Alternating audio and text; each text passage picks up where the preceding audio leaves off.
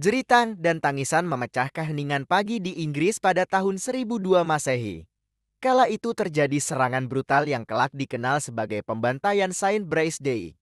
Peristiwa itu menjadi saksi bisu dari puncak ketegangan antara penduduk Inggris dan para pendatang Viking Denmark yang telah lama menghuni tanah mereka. Di balik peristiwa tragis ini terbentang sejarah panjang kehadiran Viking di Inggris. Sebuah kisah yang dimulai dari serbuan para penjara hingga pembentukan kerajaan, dan berakhir dengan pembantaian yang menandai akhir dominasi mereka.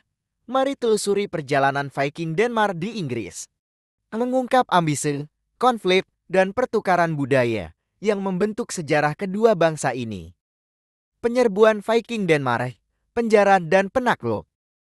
Awalnya Viking Denmark datang ke Inggris sebagai penjara, terdorong oleh keinginan akan kekayaan, tanah, dan sumber daya. Pada abad ke-8 dan ke-9, gelombang demi gelombang serangan Viking menerjang pantai Inggris. Mereka menjarah, membakar, dan menghancurkan, meninggalkan jejak kehancuran dimanapun mereka lewat. Selama periode ini, sekitar 200.000 orang meninggalkan Skandinavia untuk menetap di tanah lain. Kehadiran tentara besar orang kafir. Great Heathen Army semakin memperkuat cengkeraman Viking di Inggris.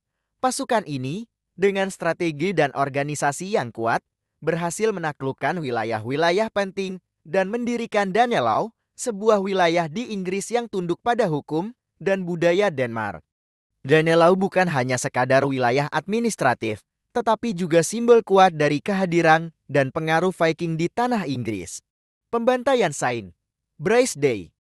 Tahun-tahun 1002 Masehi menandai titik balik dalam hubungan antara Viking dan Inggris.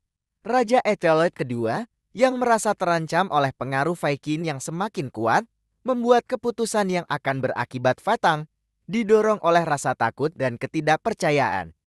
Ia memerintahkan pembantaian massal terhadap penduduk Viking di Inggris. Peristiwa ini, yang dikenal sebagai pembantaian Saint Brice, terjadi pada Hari Raya Saint Brice, 13 November, dan menjadi tragedi yang mengerikan. Para wanita dan anak-anak turut menjadi target serang brutal ini. Mereka dibunuh tanpa ampun di gereja, rumah, maupun di jalanan.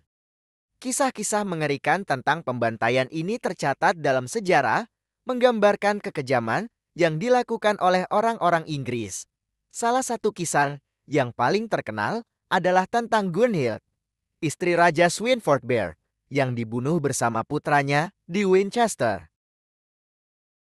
Pembantaian Saint Brice adalah peristiwa yang menandai berakhirnya era dominasi Viking di Inggris. Peristiwa ini memicu kemarahan dan balas dendam dari Viking yang dipimpin oleh Knut the Great. Knut memimpin serangan besar-besaran ke Inggris yang berlangsung selama bertahun-tahun. Serangan-serangan ini menghancurkan Inggris, menghancurkan kota-kota, dan memperlemah ekonomi. Pembantaian Saint Brice yang awalnya dimaksudkan untuk melemahkan Viking, justru memperkuat tekad mereka untuk menaklukkan Inggris. Pembantaian ini juga menghancurkan kepercayaan antara Viking dan Inggris. Hubungan yang sudah tegang menjadi semakin buruk, dan jalan menuju perdamaian menjadi semakin sulit. Puncak kejayaan, kerajaan Denmark di bawah Knut the Great. Meskipun pembantaian Saint Brice Day menjadi pukulan telak bagi komunitas Viking di Inggris, ambisi mereka untuk menguasai tanah Inggris tidak padam. Pada tahun 1013, Swynfordbert, seorang raja Viking yang ambisius dan ahli strategi, berhasil menaklukkan seluruh Inggris. Kepemimpinan Fordbert membuka jalan bagi putranya, Knut the Great, untuk naik tahta. Knut tidak hanya dikenal sebagai seorang pemimpin militer yang ulung, tetapi juga sebagai seorang negarawan yang visioner. Di bawah pemerintahannya, Inggris mengalami masa kemakmuran dan stabilitas. Knut berupaya menyatukan Inggris dan tanah airnya, Skandinavia, di bawah panji Kekaisaran Laut Utara. Visi ambisiusnya ini mencerminkan kekuatan dan pengaruh Viking yang telah mengakar di Inggris. Namun, kejayaan ini tidak berlangsung lama. Setelah kematian Knut pada tahun 1035, kerajaan yang dibangunnya mulai goyang. Perebutan kekuasaan di antara ahli warisnya. Ditambah dengan meningkatnya perlawanan dari faksi Anglo-Saxon, menyebabkan ketidakstabilan politik dan melemahnya kekuasaan Denmark. Warisan Viking di tanah Inggris. Lebih dari sekadar penakluk, bangsa Viking membawa serta keahlian, tradisi, dan inovasi yang meninggalkan jejak yang tak terhapuskan dalam sejarah Inggris. Pertama, Viking adalah petani yang terampil.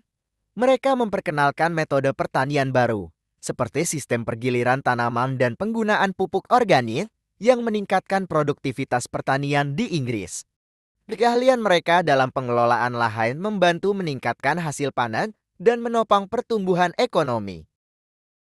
Kemudian, tak diragukan lagi, Viking adalah pelaut dan pedagang yang berpengalaman. Mereka membangun jaringan perdagangan yang luas, menghubungkan Inggris dengan Skandinavia dan benua Eropa lainnya.